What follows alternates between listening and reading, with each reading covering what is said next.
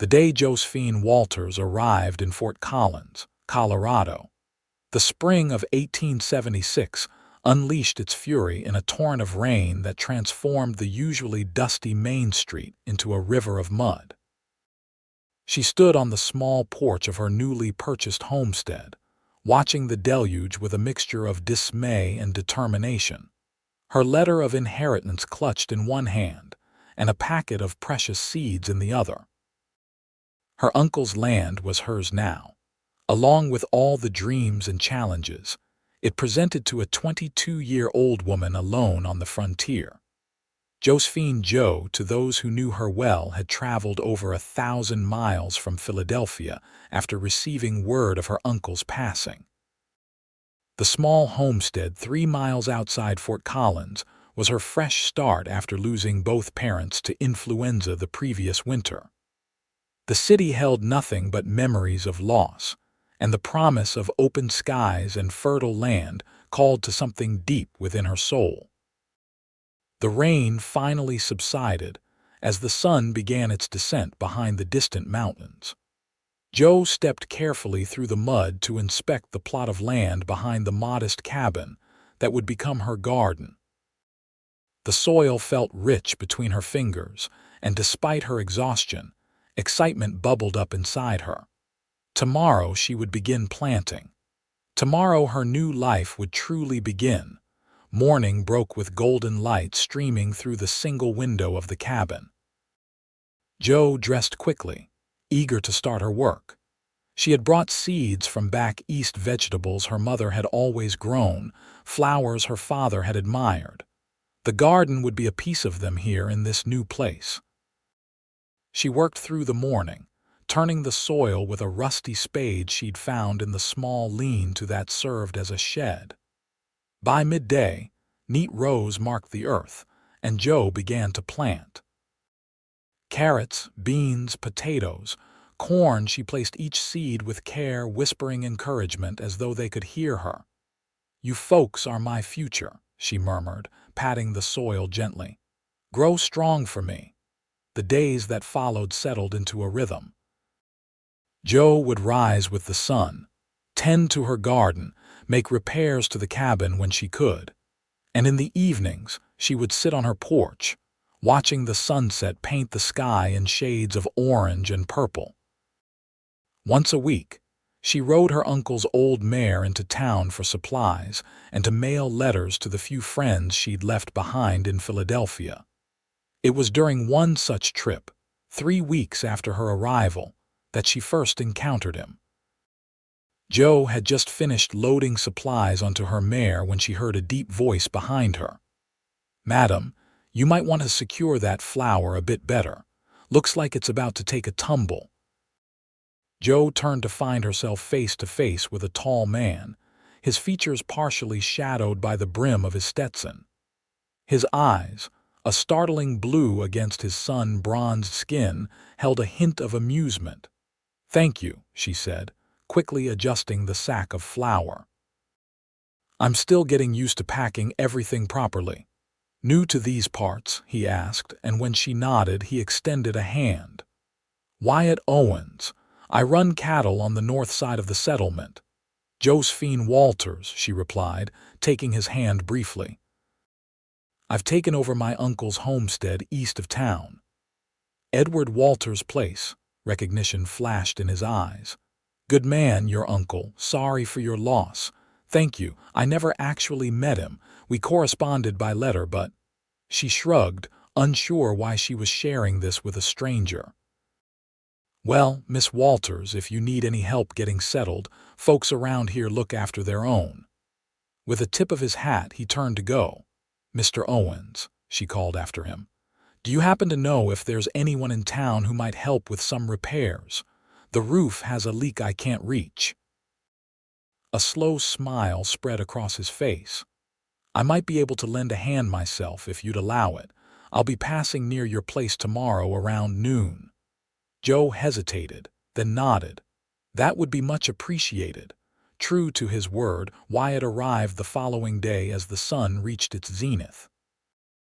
Jo watched from the garden as he rode up on a magnificent chestnut stallion, his easy confidence in the saddle evident even from a distance. "Miss Walters," he called, dismounting in one fluid motion. "How's that garden coming along?" Jo wiped her hands on her apron and walked over to greet him. "Slowly but surely. I've got everything planted now, just waiting for the first sprouts." Wyatt glanced at the freshly turned earth, then back at the sky. A small furrow appeared between his brows. "You've planted already, all of it?" "Yes, just last week. Is something wrong?" He removed his hat, running a hand through his dark hair. "Miss Walters, I don't mean to alarm you, but we're still liable to get frost for another few weeks.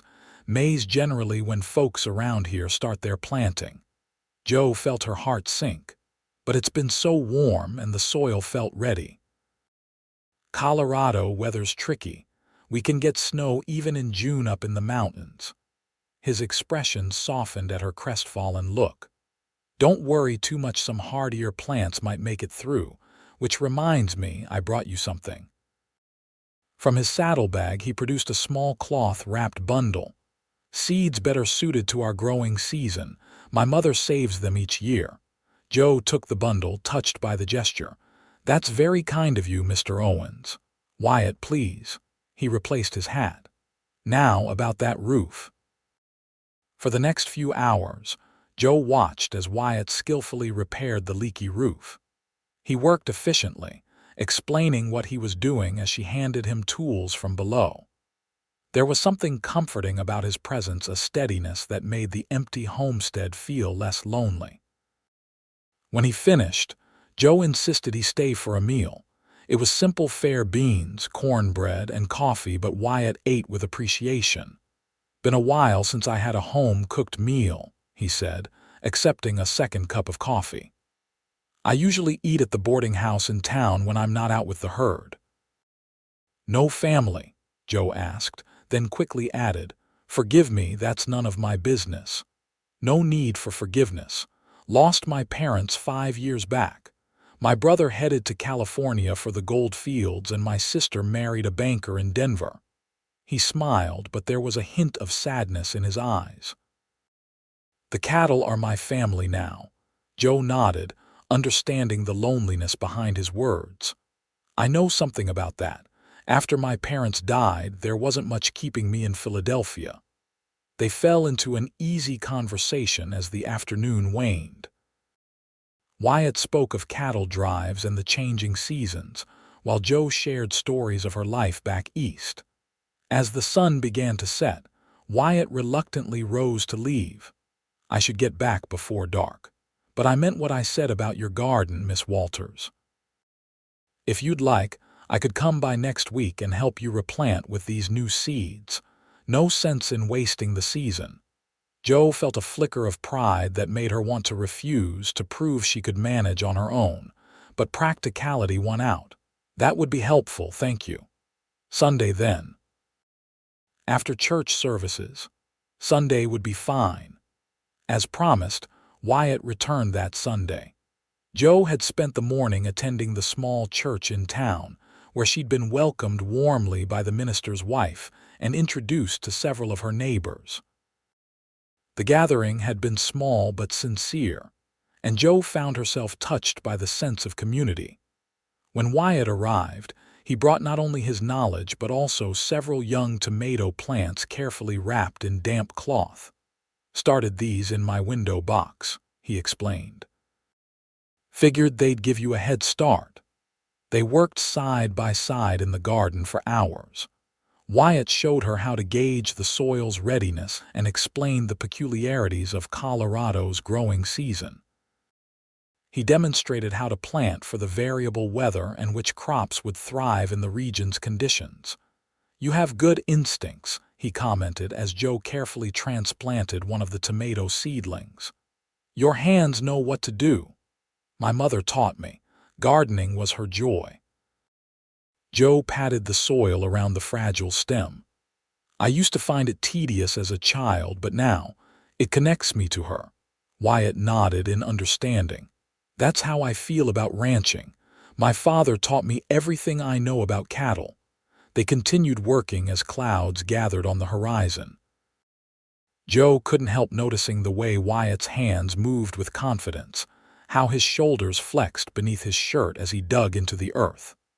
There was something undeniably appealing about a man so at home in his own skin, so connected to the land. Should we be concerned about those clouds? Joe asked, breaking her own reverie. Wyatt glanced up. Not yet, but we should finish up. Spring storms can move in fast. They worked with increased urgency, completing the replanting just as the first fat raindrops began to fall. They rushed to the cabin, laughing as the sky opened up in earnest. Perfect timing, Wyatt said as they reached the porch, both slightly breathless. Your garden's getting its first good watering. Joe watched the rain drumming on the newly turned earth. I feel terrible about wasting all those seeds. Don't, Wyatt said simply. We all make mistakes when we're learning something new. A slow smile spread across his face. We learn together, Miss Walters. No one comes to this land knowing everything they need to survive. Even those of us born here are still learning its ways. The phrase stuck with Joe long after Wyatt had departed, promising to return the following week to check on the new plantings. We learn together.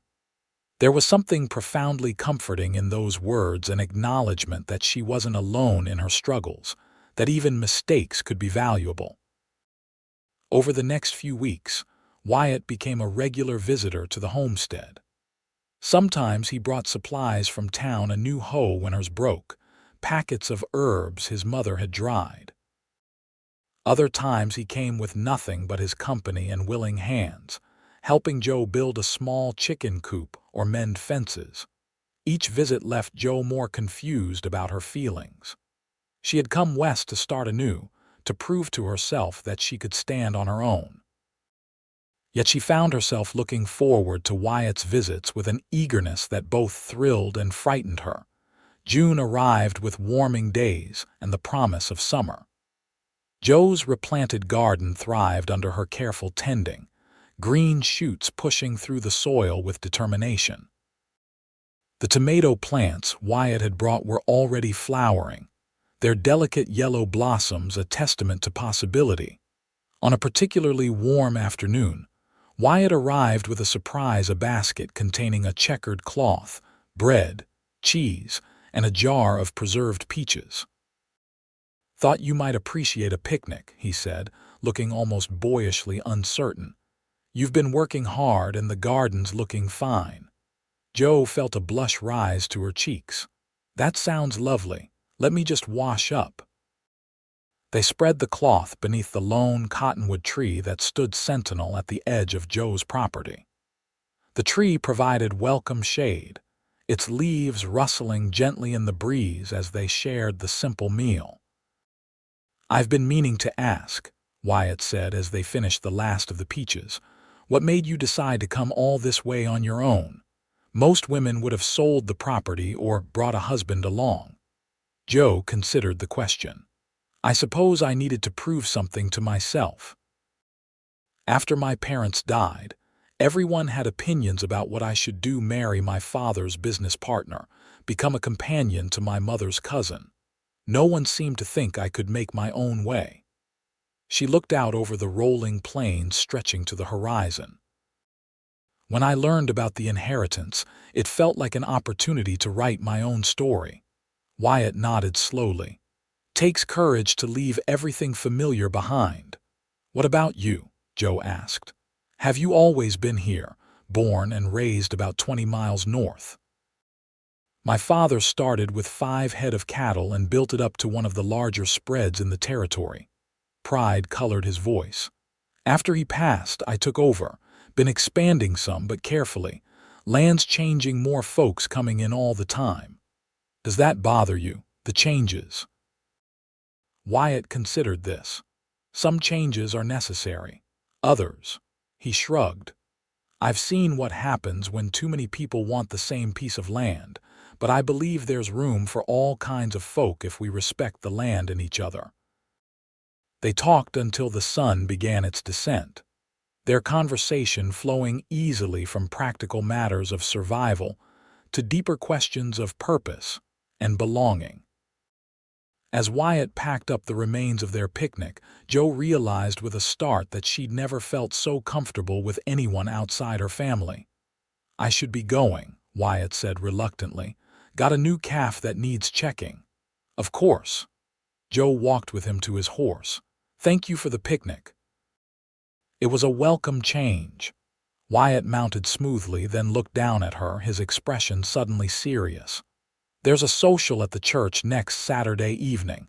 Music, dancing, food. I was wondering if you might consider attending. With me." Joe's heart quickened. This was clearly more than a neighborly invitation. "I'd like that very much." The smile that broke across his face was like sunrise. "I'll come by around 6 then." As she watched him ride away, Joe felt a curious mixture of excitement and trepidation. She hadn't come west looking for romance, had, in fact, deliberately left behind a persistent suitor in Philadelphia. Yet here she was, looking forward to a social with a cowboy she'd known barely 2 months. The days leading up to the social passed in a blur of anticipation. Joe took special care with her appearance on Saturday, putting on her best dress, a blue cotton that brought out the gold flecks in her hazel eyes, and pinning her chestnut hair in a style that was both practical and flattering. When Wyatt arrived, he wore a clean shirt and had clearly made an effort to tame his usually windswept hair. The appreciative look in his eyes when he saw Joe made her blush deeply. "Miss Walters, you look beautiful," he said, offering his arm. "Thank you.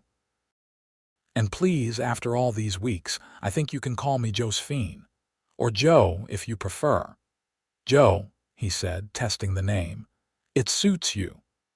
The social was held in the churchyard, lanterns strung between trees casting a golden glow over long tables laden with food. It seemed the entire population of Fort Collins and the surrounding homesteads had turned out for the occasion. Joe was introduced to so many people she quickly lost track of names, though everyone was welcoming. A small band of local musicians struck up a lively tune and couples began to gather for dancing. Wyatt turned to Joe with a questioning look. "Would you care to dance?" Joe hesitated.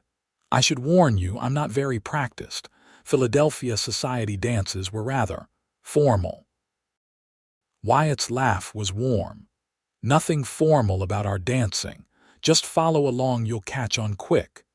He led her into the midst of the other dancers, placing one hand at her waist while taking her other hand in his. The contact, though proper, sent a thrill through Joe that she couldn't quite explain.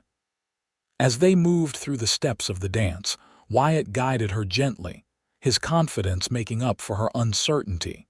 By the third dance, Joe was laughing, caught up in the joy and energy of the gathering.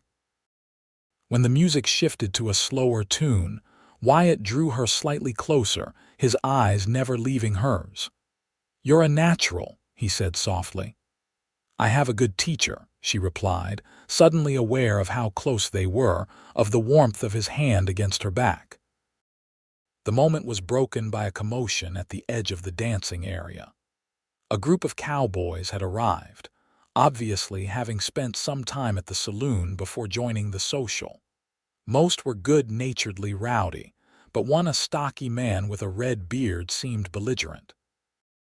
"That's Daniel Mercer," Wyatt murmured, his posture tensing slightly. "Best to keep our distance. He's had a grudge against my family for years, boundary dispute that my father won in court." Joe nodded, but it was already too late. Mercer had spotted them and was making his way over, pushing roughly past other dancers. "Well, if it ain't Wyatt Owens," he drawled, his words slightly slurred, "playing the gentleman with a new lady friend." His eyes raked over Joe in a way that made her skin crawl. "Evening, Mercer," Wyatt replied evenly. "This is Miss Josephine Walters. Joe, this is Daniel Mercer." Joe nodded curtly, wanting nothing more than to escape the man's appraising gaze. "Walters." Mercer's eyes narrowed. Edward Walters' kin, the one who took over his place. He was my uncle, Joe confirmed, wondering how this man knew her business. Interesting coincidence, ain't it, Owens? Mercer's tone turned nasty. You just happening to befriend the pretty niece who inherited land that borders your new purchase. Joe looked at Wyatt in confusion. He hadn't mentioned anything about purchasing land near her homestead. This isn't the time or place, Mercer, Wyatt said, his voice low but firm. Never is with you, is it? Mercer spat on the ground near Wyatt's boot. You Owenses are all the same, taking what you want and playing innocent about it. Wyatt's jaw tightened, but before he could respond, the sheriff appeared at Mercer's side. That's enough, Dan, the lawman said firmly. You're disturbing the peace. Either settle down or head back to the saloon. Mercer glared at Wyatt for a long moment before turning away with a muttered curse. The sheriff gave Wyatt an apologetic nod before following to ensure Mercer left peacefully. An uncomfortable silence fell between Joe and Wyatt as the music resumed. What did he mean about land bordering mine? Joe asked finally. Wyatt sighed. I've been negotiating to buy the Peterson place. It's north of your homestead. The family's moving back east and looking to sell. It's good grazing land that connects to my existing range. He ran a hand through his hair. I was going to tell you, but the deal isn't final yet. Mercer's been trying to get the land too. Joe studied his face, looking for signs of deception but finding only open concern. Is that why you've been helping me? Because of the land? No. His response was immediate and forceful. I helped you because you needed help and because. He hesitated, then continued more softly, because from the moment I saw you in town that day, something told me you were someone worth knowing. The sincerity in his eyes melted Joe's momentary doubt. I believe you. Relief washed over his features. Would you like to continue dancing, or would you prefer to get some air? Air, I think. They walked to the edge of the churchyard where the noise of the gathering faded to a pleasant background hum. The night was clear, stars blanketing the sky in a display that still took Joe's breath away after months in Colorado. I'm sorry about Mercer, Wyatt said after a moment. He has a talent for causing trouble. It's not your fault. Joe wrapped her shawl more tightly around her shoulders. Though I do wish you'd mentioned the land purchase. You're right, I should have. Wyatt turned to face her directly. The truth is, I've been so caught up in getting to know you that business matters seemed secondary. The admission hung in the air between them, heavy with implication. Joe found herself at a loss for words, aware only of the rapid beating of her heart and the intensity of Wyatt's gaze.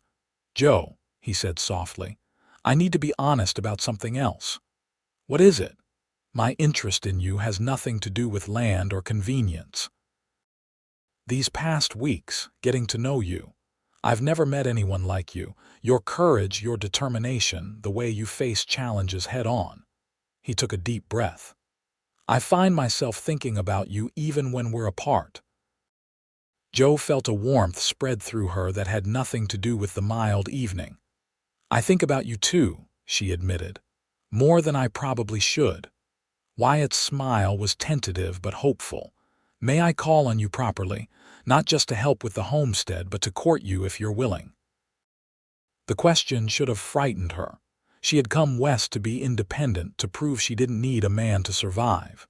Yet somehow, Wyatt's presence in her life had never felt like a threat to her independence. Rather, it felt like a partnership of equals. Yes, she said simply. I'd like that very much. The joy that lit his features was worth any uncertainty she might feel. Slowly, giving her every opportunity to pull away, Wyatt leaned down and pressed a gentle kiss to her cheek. The contact, brief as it was, sent a shiver down Joe's spine. We should get back, she whispered, though part of her wanted nothing more than to stay in this moment. Wyatt offered his arm once more. Whatever the lady wishes. They rejoined the social, but something had shifted between them, a new awareness, a sense of possibility that hadn't been there before. When Wyatt escorted Joe home later that evening, his goodbye lingered, both of them reluctant for the night to end. As summer progressed, Joe's garden flourished under her careful tending. The tomatoes bore fruit, beans climbed their poles, and squash plants sprawled across the ground, their yellow blossoms promising future abundance.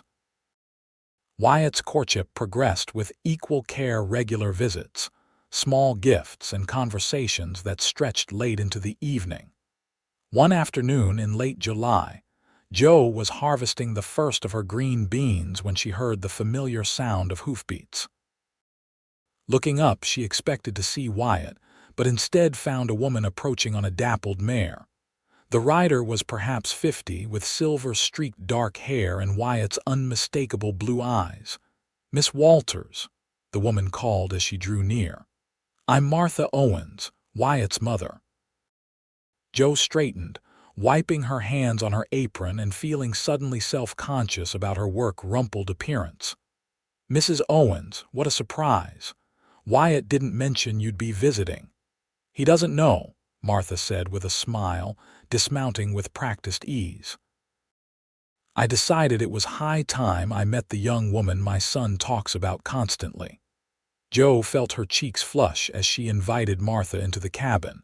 The older woman glanced around with an appreciative eye. "You've done wonders with the place. Edward never was one for comforts.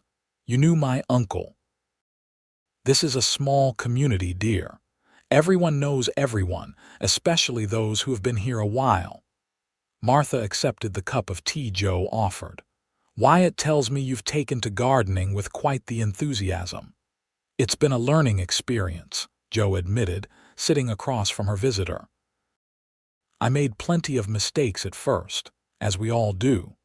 Martha's shrewd eyes assessed Joe over the rim of her cup. "My son seems quite taken with you, Miss Walters." Joe felt her blush deepen. "He's been very kind. Wyatt is many things, but kind doesn't quite capture his essence. He's a good man, stubborn as a mule sometimes, but honest to his core." Martha set down her cup. "I'm not here to interfere, but I wanted to meet you for myself. A mother worries." "I understand," Joe said, thinking of her own mother and how she would have reacted to Wyatt. "If it helps at all, your son has been nothing but respectful and helpful since the day we met." Martha's expression softened. "That does help. And seeing you here making your own way, well, it tells me a good deal about your character." She rose, straightening her riding skirt. "I should be getting back before Wyatt realizes I've gone snooping, but I hope you'll come to Sunday dinner at our ranch soon. Wyatt's too shy to ask, but I'm not." Joe walked Martha to her horse, touched by the unexpected visit. "I'd be delighted to come to dinner." "Excellent." Martha mounted with the fluid grace of someone who'd spent a lifetime in the saddle. "And Miss Walters, those beans look ready to be canned. If you need any help with preserving your harvest, send word. It's easier with 2 pairs of hands." As Martha rode away, Joe felt a strange mixture of emotions. There was embarrassment at being inspected like a potential family member, but also warmth at the easy acceptance she'd felt from Wyatt's mother. This was so different from Philadelphia society, where courtships were conducted through formal calls and chaperoned events. Here, practicality trumped ceremony. Martha had wanted to meet Joe, so she had simply come. When Wyatt arrived the next day, Joe couldn't help teasing him about his mother's visit. "She what?" His expression of horror made Joe laugh out loud. "Joe, I swear I had no idea she was planning to ambush you." "It wasn't an ambush, it was actually quite pleasant." Joe handed him a basket of beans to shell as they sat on the porch. "She invited me to Sunday dinner." Wyatt groaned. "I was working up to that, wanted to make sure you wouldn't feel pressured. Meeting family is a significant step." His fingers worked nimbly, splitting bean pods and collecting the tender beans inside. "I didn't want you to think I was rushing things." Jo considered this as she continued her own shelling. "I don't feel rushed. If anything, your mother's visit made me realize how much I miss having family around. It was nice being fussed over a bit." Wyatt's expression softened. "She liked you, I can tell." "How?" "She didn't come home and tell me I was making a fool of myself," he said with a chuckle. "Which is what happened the last time I showed interest in someone." The casual reference to a previous attachment stirred an unexpected pang of jealousy in Jo. "Oh, and who was that?" Wyatt grimaced. "School teacher who came out from Boston 2 years back. Pretty, educated, completely unsuited to ranch life. Mother knew it before I did." He glanced at Jo. "She lasted 3 months before heading back east. And you think I'm different, I know you are." His gaze was steady, serious. "You didn't come here expecting paradise. You came ready to work, to build something of your own. That takes a special kind of strength." The compliment warmed Jo more deeply than she expected. They continued shelling beans in companionable silence, the afternoon stretching lazily around them. This, Jo realized, was what she valued most about her time with Wyatt, the easy comfort of being together. Whether they were working, talking, or simply sharing space. Sunday dinner at the Owens Ranch proved to be a revelation for Jo. The main house was larger than she'd expected, a substantial 2-story structure built of logs and local stone, with wide porches and many windows. Inside, it was furnished with a mixture of sturdy handcrafted pieces and finer items that must have been brought from back east at considerable expense. Martha welcomed Jo warmly, ushering her into a spacious kitchen filled with delicious aromas. Wyatt's sister Clara and her husband Thomas had come from Denver for a visit, and the atmosphere was festive with family reunion. "So you're the gardener who's caught my brother's eye," Clara said, linking her arm through Jo's as they set the table together. Unlike Wyatt and her mother, Clara had warm brown eyes and a more delicate build. "Mother says you've worked wonders with Uncle Edward's old place." "I wouldn't say wonders," Jo demurred, "but it's coming along. The garden's producing well now." "Thanks to proper planting time," Wyatt called from across the room, where he was helping his mother with the roast. "Wyatt told us about your first attempt," Clara said with a sympathetic smile. "Don't feel bad. My first garden after I married Thomas was a disaster. I planted everything too deep and drowned half of it with too much water." The meal that followed was the most pleasant Jo had experienced since her parents' passing. The conversation flowed easily, with good-natured teasing between siblings and genuine interest in Jo's background and experiences. Thomas, a bank manager in Denver, offered advice on investing the small amount Jo had inherited from her parents, while Clara shared stories of her own adjustment to Western life after growing up on the ranch. After dinner, while Martha and Clara cleared away dishes, refusing Jo's offers of help with the insistence that she was a guest, Wyatt took Jo on a tour of the ranch. The property was impressive, several thousand acres of rolling grassland ideal for cattle, with a creek running through it providing year-round water. "My father started with almost nothing," Wyatt explained as they walked. "Built everything you see over 20 years of hard work. When he died, I promised myself I'd not only maintain what he created but build on it." "You've done well," Jo observed, noting the healthy cattle, the well-maintained outbuildings. "It's a good life," Wyatt agreed. "Demanding but rewarding." He hesitated, then added, "The kind of life that's better shared." The implication hung in the air between them. Jo felt her heart quicken but wasn't ready to address it directly. Instead, she asked about the new land he was purchasing. "The Peterson place. The deal's nearly finalized."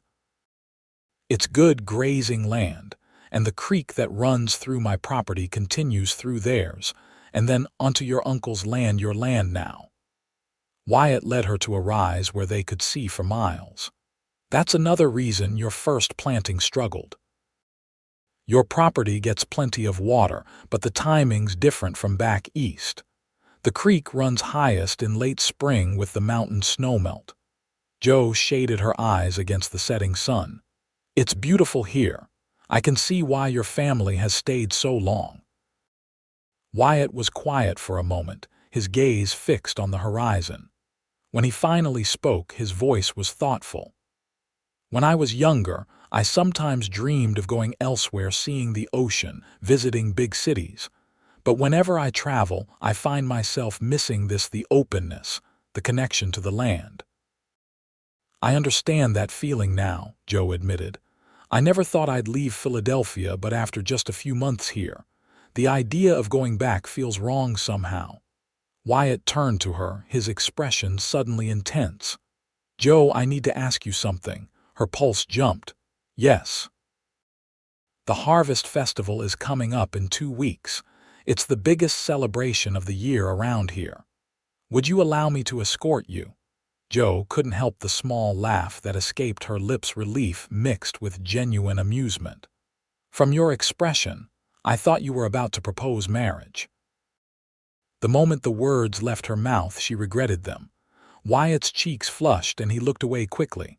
"I'm sorry," she said hastily. "That was thoughtless of me. No, it's all right."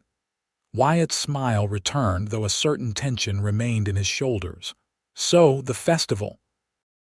"I'd be delighted to attend with you," Jo said warmly, hoping to ease the awkward moment.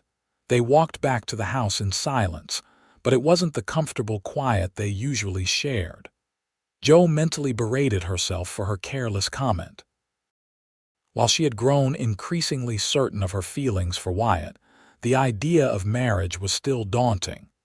She had come west to prove her independence, not to rush into a new attachment.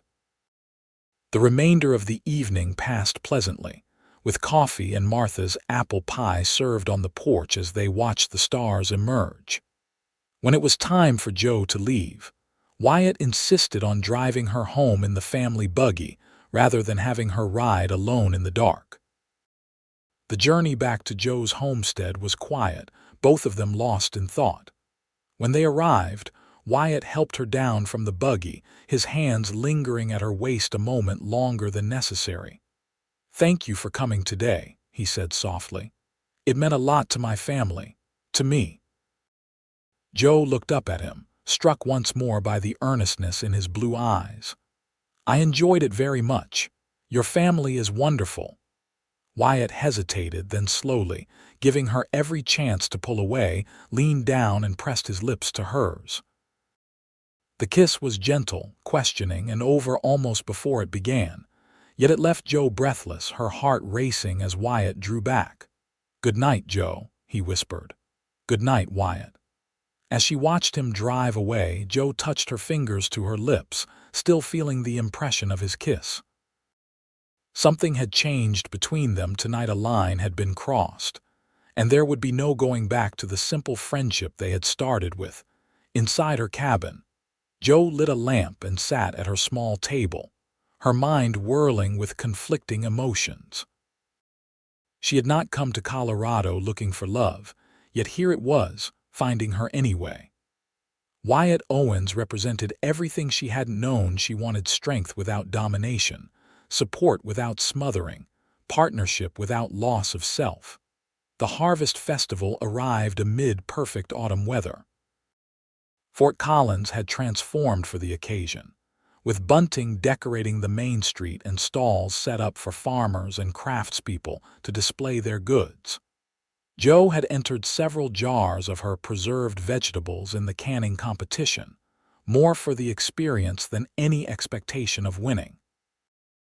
Wyatt collected her early, looking uncommonly handsome in a new shirt and polished boots. Since the night of the dinner at his family's ranch, their relationship had deepened. They had shared more kisses, each one less hesitant than the last, and long conversations about their hopes and dreams. Yet neither had spoken directly of a future together. As if by mutual agreement, they were allowing their feelings to develop naturally. The festival was a whirlwind of activity. There were competitions, everything from pie baking to horseshoe throwing, music, dancing, and food in abundance. Jo found herself introduced to dozens of people, all of whom seemed to know Wyatt and regarded him with evident respect. "Owens," a booming voice called out as they examined a display of handcrafted furniture. They turned to find Sheriff Mills approaching with a broad smile. "Thought I might find you here, and Miss Walters, looking lovely as ever." "Sheriff," Wyatt greeted him with a handshake, enjoying the festivities as much as duty allows. The lawman's expression turned more serious. "Actually, I wanted to give you a heads up. Mercer's in town and he's been drinking since noon. Already had to warn him once about causing a disturbance." Wyatt's jaw tightened. "Thanks for the warning. We'll keep our distance." As the sheriff moved on, Jo touched Wyatt's arm. "Should we leave?" "No," Wyatt said firmly. "I won't let Mercer ruin your first harvest festival. Just stay close, all right?" They continued enjoying the celebrations, though Jo noticed Wyatt's increased vigilance. When the time came for the judging of the preserved goods, they joined the crowd gathered around the display tables. To Jo's astonishment and delight, her pickled beans received a third-place ribbon. "Congratulations!" Wyatt lifted her off her feet in an exuberant hug, spinning her once before setting her down again, both of them laughing. The moment of joy was shattered by a harsh voice behind them. "Well, ain't this touching? The cattle baron and his little gardener." They turned to find Daniel Mercer swaying slightly, his eyes bloodshot and his expression ugly. The sharp smell of whiskey emanated from him. "Move along, Mercer," Wyatt said evenly. "This isn't the time or place." "Never is with you Owenses." Mercer took a step closer, causing Jo to instinctively move behind Wyatt. "Always thinking you're better than the rest of us, taking whatever you want." "You're drunk, Daniel," Wyatt replied, his voice calm but firm. "Go sleep it off before you do something you'll regret." Mercer's face twisted with anger. "Don't you tell me what to do. First your father cheats me out of my rightful water access. Then you snatch up the Peterson place before I can even make an offer. And now you're cozying up to this woman for her land too." Jo felt a chill at his words. "My land isn't for sale," she said clearly, stepping out from behind Wyatt. Mercer's gaze shifted to her, his expression contemptuous. "It will be when winter comes and you realize you can't survive out here alone. But you won't have to sell, will you? Not when you can just marry into the biggest spread in the county." Several onlookers had stopped to watch the confrontation, their expressions ranging from concern to uncomfortable fascination. Wyatt's posture had tensed, though his voice remained level. "You're making a scene, Mercer. Walk away now." "Or what?" Mercer challenged, taking another step forward. "You gonna fight me, Owens? Right here in front of your lady friend and all these fine folks?" He shoved Wyatt hard in the chest. What happened next was so quick Jo barely registered it. Wyatt blocked a wild punch from Mercer, and then landed one of his own, a single, powerful blow that sent the other man sprawling into the dust. Mercer struggled to his feet, blood streaming from his nose, his hand moving toward his hip where Jo suddenly realized he wore a holstered pistol. Before he could draw, Sheriff Mills appeared, his own weapon already in hand. "That's enough," the lawman barked. "Mercer, you're done for the day. You're coming with me to cool off in a cell." For a terrible moment, Jo thought Mercer might draw anyway, but finally, he spat in the dirt and allowed the sheriff to take his arm. "This ain't over, Owens," he snarled as he was led away. A heavy silence fell over the gathered crowd before people gradually returned to their activities, the incident becoming just another piece of gossip to share. Jo stood frozen, her heart pounding in her chest. Are you all right?" Wyatt asked, his voice gentle as he turned to her, flexing the hand he'd used to punch Mercer. "I should be asking you that," Joe replied, taking his hand to examine his reddened knuckles. "Nothing seems broken. I'm fine." Wyatt's expression was troubled. "I'm sorry you had to see that. Mercer's had a grudge against my family for years, but he's never been quite so public about it before." Joe glanced in the direction the sheriff had taken Mercer. "He seemed genuinely dangerous. Mostly he's just talk, especially when he's been drinking." But Wyatt didn't sound entirely convinced of his own words. The incident cast a shadow over the remainder of the festival, though they tried to continue enjoying the celebrations. When Wyatt took Joe home that evening, he insisted on checking the cabin and outbuildings before leaving. "I don't think Mercer would actually come out here," he said, "but I'd feel better knowing everything's secure." Joe watched him test the locks on her doors and windows, his concern both touching and troubling.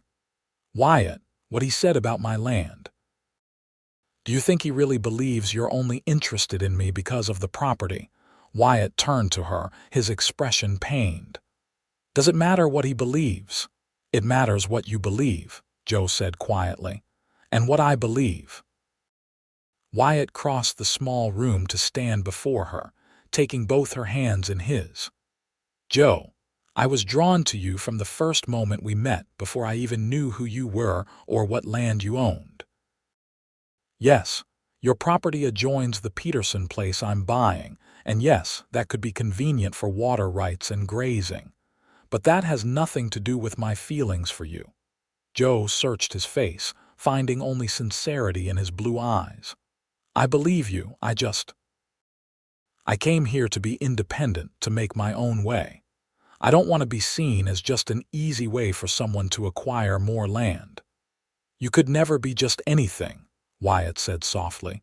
"You're the strongest, most determined woman I've ever met. And if I'm fortunate enough to someday call you my wife, it won't be because of your land or my land or any practical consideration. It will be because I love you." The words hung in the air between them, the first time either had spoken of love directly. Joe felt her breath catch, her heart suddenly racing. "You love me," she whispered. Wyatt's smile was tender. "I do, I have for some time now. I wasn't planning to say it like this, but—" He shrugged. "Sometimes plans change." Joe reached up to touch his face, her fingers tracing the strong line of his jaw. "I love you too," she admitted, the words feeling both frightening and right. "I didn't expect to, but I do." The kiss they shared then was different from those that had come before, deeper, more certain, filled with promise. When they finally parted, both were breathless. "I should go," Wyatt said reluctantly, "but I'll be back tomorrow to check on you." "I'll be fine," Joe assured him. "The sheriff has Mercer locked up, and I have my father's old shotgun if needed." Wyatt nodded, though concern still lingered in his eyes. "Just be careful. Don't take any unnecessary risks." After he left, Joe moved about the cabin preparing for bed, her mind replaying their conversation. Wyatt loved her. The knowledge filled her with joy even as it complicated her vision of her future. She had come west to prove her independence, yet now found herself contemplating a life partnership. Somehow, though, the idea didn't feel like surrender. Wyatt had never tried to take over her projects or make decisions for her. Instead, he had offered knowledge, support, and companionship while respecting her autonomy. The next morning dawned clear and cool, with the first hint of autumn crispness in the air. Joe was in the garden harvesting the last of the summer squash when she heard the approach of a horse. Looking up with a smile, expecting to see Wyatt, she instead found Sheriff Mills dismounting from his bay gelding. "Miss Walters," he greeted her, removing his hat. "Sorry to disturb you so early." "Sheriff Mills." Joe straightened, brushing dirt from her hands. "Is something wrong?" The lawman's expression was grave. Wanted to let you know that Mercer escaped from the jail last night. Deputy fell asleep, and Mercer managed to get the keys. Joe felt a chill that had nothing to do with the morning air. Do you think he's dangerous? Ordinarily, I'd say he's more talk than action, but he was mighty worked up yesterday, especially about Wyatt. The sheriff glanced around the homestead. Just thought you should be aware. I've already stopped by the Owens place to warn them. Thank you for letting me know. Joe tried to keep her voice steady. I'll be careful. I'd feel better if you weren't out here alone until we find him. Any chance you could stay in town for a day or two? The hotel has rooms available. Joe considered the suggestion but shook her head. I have animals to tend, and the harvest can't wait, but I'll keep my doors locked and my shotgun loaded. The sheriff nodded reluctantly. Just be on your guard. Mercer knows these hills better than most. Used to do some trapping before he took to ranching. If you see or hear anything suspicious, fire a shot in the air. Someone will hear it and come running. After the sheriff departed, Joe returned to her harvesting, though her attention was now divided between her work and the surrounding landscape. Every rustle of wind through the grass, every call of a bird made her look up sharply. By midday, when Wyatt hadn't appeared as promised, Joe began to worry. It wasn't like him to break his word without sending word. She considered riding to his ranch, but was reluctant to leave her property unattended with Mercer on the loose. As the afternoon waned with still no sign of Wyatt, Joe's concern deepened. She completed her chores with one eye always on the horizon, the shotgun never far from reach. When darkness began to fall, she locked herself in the cabin, placing a chair against the door for good measure. Sleep proved elusive that night. Every creak of the cabin's timbers, every hoot of an owl had Joe reaching for the shotgun propped beside her bed. When dawn finally came, she was exhausted but determined to find out what had happened to Wyatt. She had just finished feeding her chickens when the sound of approaching riders caught her attention. Moving quickly to retrieve the shotgun from where she'd propped it against the chicken coop, Joe positioned herself behind the corner of the cabin, ready to defend herself if necessary. Relief flooded through her when she recognized Wyatt among the 3 riders approaching. He was accompanied by his foreman, a grizzled man named Jackson, and another ranch hand. All 3 looked grim and tired, as though they had been riding through the night. "Wyatt," Joe called, stepping out from her hiding place. "What's happened?" "The sheriff told me about Mercer escaping, but I was worried when you didn't come yesterday." Wyatt dismounted quickly, crossing to her in long strides. "I'm sorry, I should have sent word. Mercer set fire to our south pasture before he disappeared. We've been fighting the flames all night and most of yesterday." Now that he was closer, Joe could see the soot staining his clothes and skin, the redness of his eyes from smoke exposure. "Are you all right? Was anyone hurt?" "We're fine, and we managed to contain the fire before it spread too far." Wyatt ran a hand through his hair, leaving a streak of ash. "But Mercer's still out there somewhere, and I'm worried about you being here alone." "I've been careful," Joe assured him. "Come inside, you look like you could use some coffee and food." While the other men watered the horses, Wyatt followed Joe into the cabin. Once inside, he pulled her into a tight embrace, his face buried in her hair. "I was so worried about you," he murmured. "All I could think while we were fighting that fire was that he might come here next." Joe returned his embrace, feeling the tension in his body. "I'm fine. Nothing happened." Wyatt drew back to look at her, his expression serious. "Joe, I want you to come back to the ranch with us. You'd be safer there with more people around." The request was reasonable given the circumstances, yet Joe felt a flicker of resistance. "What about my garden, the harvest, my chickens? Jackson's wife can come collect the eggs, and we can come back during the day to check on things and continue the harvest." Wyatt took her hands in his. Please, Joe, just until Mercer is caught. I couldn't bear it if something happened to you because of my quarrel with him." Joe looked around the cabin she had worked so hard to make her own. The thought of leaving, even temporarily, felt like a retreat. Yet Wyatt's concern was genuine and the threat Mercer posed was real. "All right," she agreed finally, "but just until he's caught, and we come back daily to tend things here." Relief washed over Wyatt's features. "Thank you. Pack whatever you need for a few days. We can come back for anything else later." While Joe gathered her belongings, Wyatt and his men took a quick meal of bread and cold meat she provided. Within an hour, they were ready to depart, Joe riding her own mare, a small bag of essentials tied to the saddle. The ride to the Owens ranch took longer than usual as they maintained a watchful guard, eyes scanning the surrounding landscape for any sign of Mercer. By the time they arrived, the sun was high in the sky, casting strong light over the ranch buildings. Evidence of the previous night's fire was visible to the south, a large swath of blackened grass, and the lingering smell of smoke in the air. Ranch hands were still patrolling the edges, ensuring no hidden embers remained to reignite. Martha Owens hurried from the house as they rode up, relief evident on her face. "Thank God you're all safe," she said, embracing her son before turning to Joe. "And thank you for agreeing to stay with us, dear. I'll feel much better knowing you're not alone out there with that madman on the loose." The next few days settled into an uneasy pattern.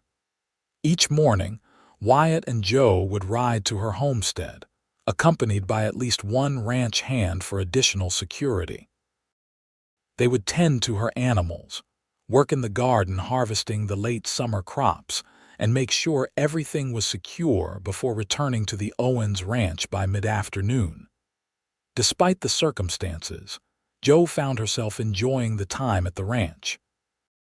Martha treated her like family, teaching her traditional recipes and sharing stories of the early days when the territory was even wilder.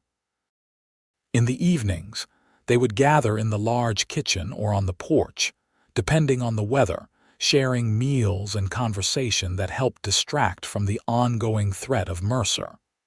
On the fourth day of this arrangement, Sheriff Mills rode out to the ranch with news. "We found Mercer's camp up in the foothills," he informed them as they gathered in the main house. "But he was gone, looked like he left in a hurry. Found some supplies he abandoned, including a map." "A map?"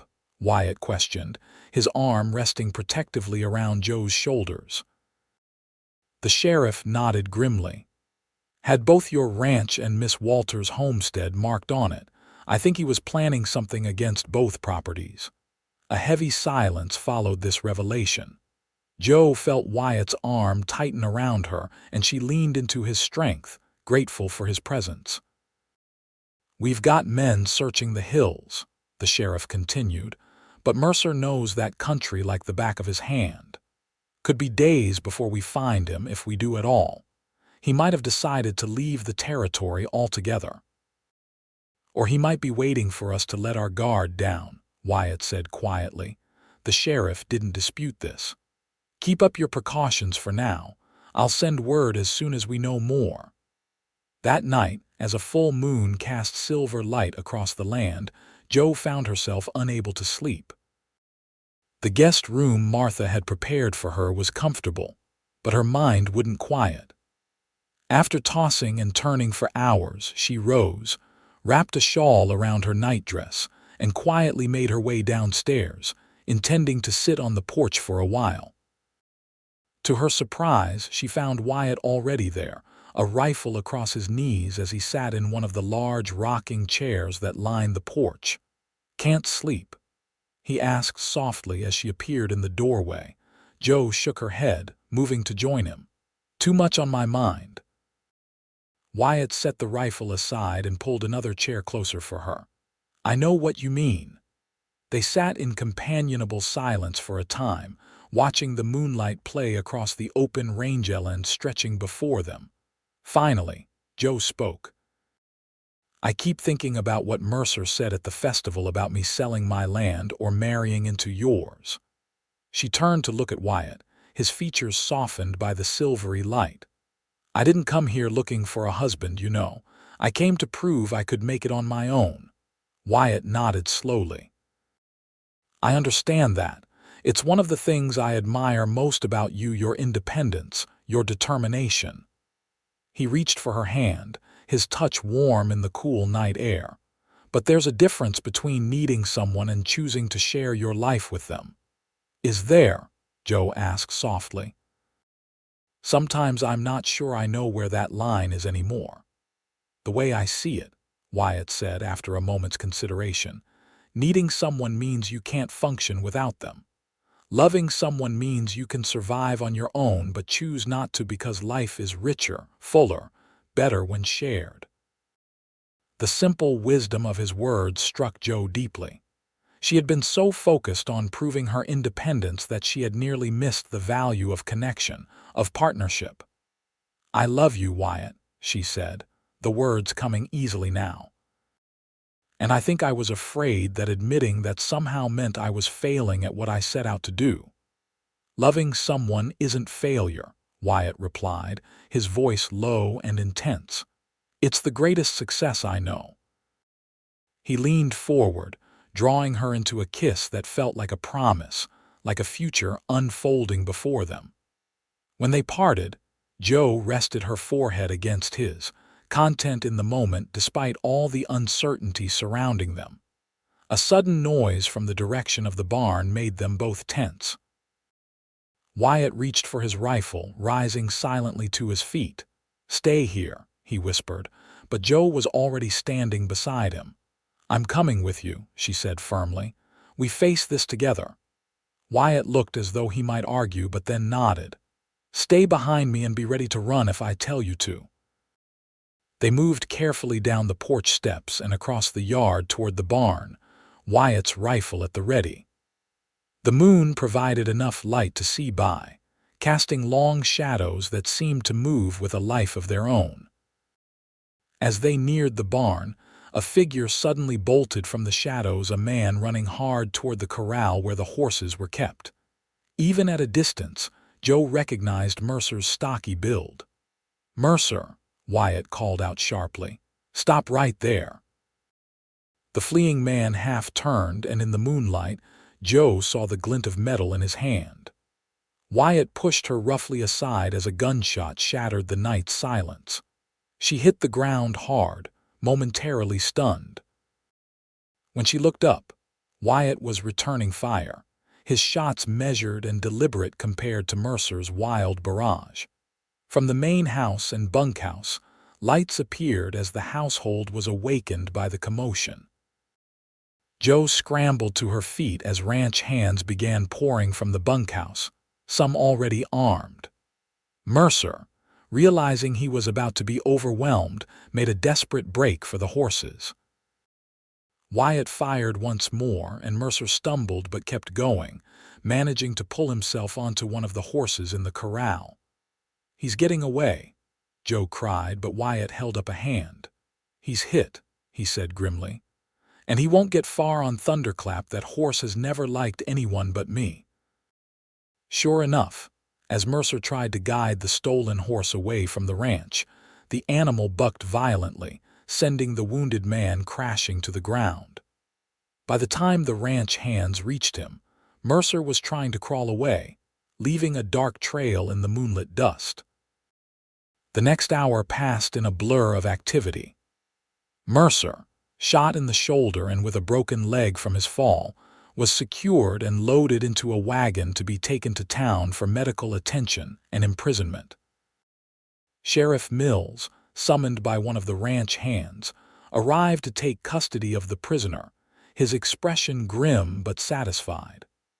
"Looks like he was planning to burn your barn," the sheriff informed them after inspecting the items Mercer had dropped during the confrontation.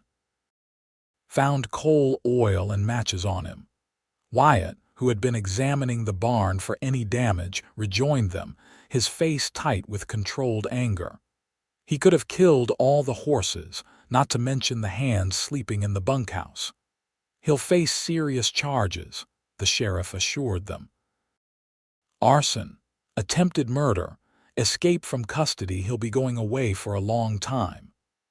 As the wagon bearing Mercer departed, escorted by the sheriff and several deputies, a collective sense of relief settled over the ranch. Martha, who had been coordinating efforts to calm the household, finally approached Joe and Wyatt. "Thank God neither of you was hurt," she said, embracing them both. "But what in heaven's name were you two doing out here in the middle of the night?" Wyatt glanced at Joe, a small smile playing at the corners of his mouth despite the gravity of the situation. "Talking about the future, Mother." Martha looked between them, understanding dawning in her eyes. "I see. Well, perhaps next time you could have such conversations at a more reasonable hour and inside the house where it's safer." With Mercer captured and the immediate threat removed, the ranch gradually settled back into normalcy. Ranch hands returned to their bunks, and Martha, after ensuring everyone was truly all right, headed back to the main house. Joe and Wyatt lingered in the yard, the adrenaline of the confrontation slowly ebbing. "You could have been killed," Joe said quietly, the reality of what had happened beginning to sink in. "He was aiming right at you." "But I wasn't," Wyatt replied, drawing her close. "And neither were you. That's what matters." Joe rested her head against his chest, listening to the steady beat of his heart. "Before all this happened, you said something about love being the greatest success you know." "I meant it." Wyatt's voice rumbled beneath her ear. "Joe, I know you came west to prove yourself, to build a life on your own terms. I don't want to take that away from you, but I do want to ask if you might consider building that life with me as partners." Joe looked up at him, her heart full. "Are you proposing to me, Wyatt Owens?" Now, after we've just been shot at, a sheepish grin spread across his face. "I suppose I am. Not the most romantic timing, I admit." "Actually," Joe said, surprising herself with the certainty she felt, "I think it's perfect. If we can face something like this together and come through it, we can face anything." "Is that a yes?" Wyatt asked, his voice suddenly hoarse with emotion. Joe rose on tiptoe to kiss him, pouring all her love and newfound certainty into the contact. "Yes," she whispered against his lips. "It's a yes." The wedding took place the following spring, when Joe's garden was once again flourishing, this time with plants carefully chosen for Colorado's growing season. The ceremony was held on the Owens Ranch, beneath the spreading branches of an old cottonwood tree. Friends and neighbors from miles around attended, the community coming together to celebrate not just a marriage but a partnership that had already weathered significant challenges. Martha had helped Joe fashion a wedding dress from fine fabric ordered from Denver, and Clara had traveled from the city with her husband to stand beside her new sister-in-law. Joe carried a bouquet of wildflowers gathered from the meadows around her homestead, now connected to the Owens Ranch through both their marriage and the acquisition of the Peterson property that lay between. As Joe walked toward Wyatt, who waited beneath the tree looking more handsome than she had ever seen him in a new suit, she reflected on the journey that had brought her to this moment.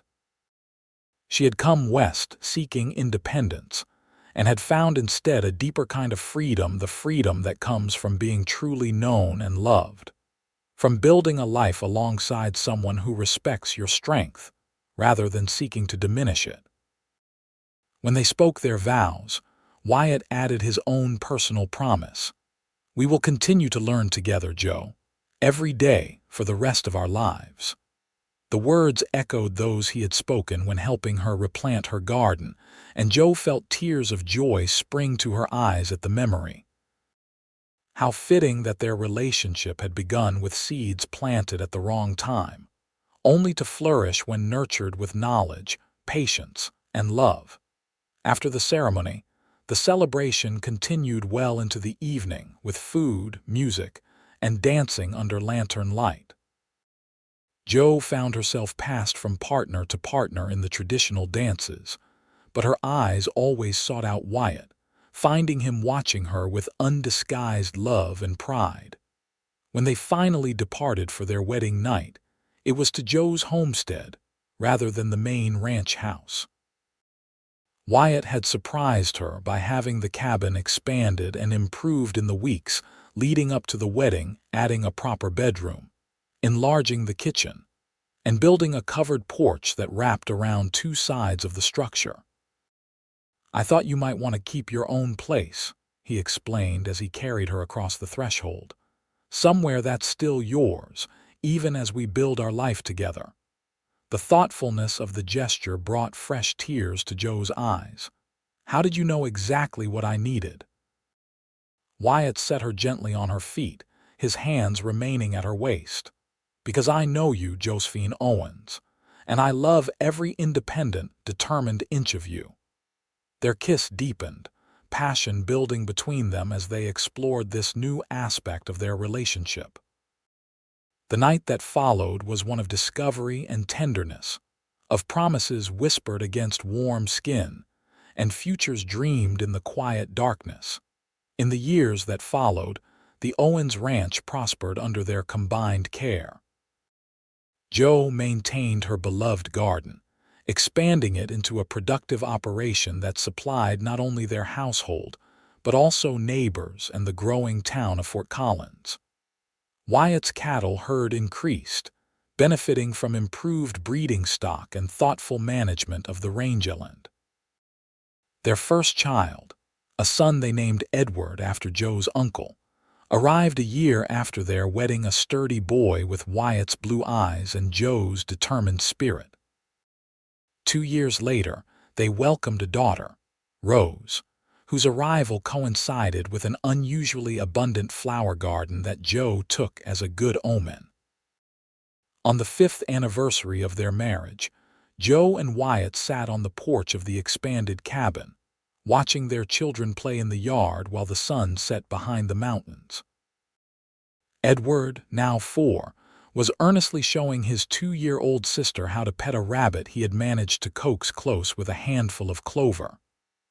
"I was thinking," Wyatt said, his hand covering Jo's where it rested on her slightly rounded belly, evidence of their third child, due in the fall.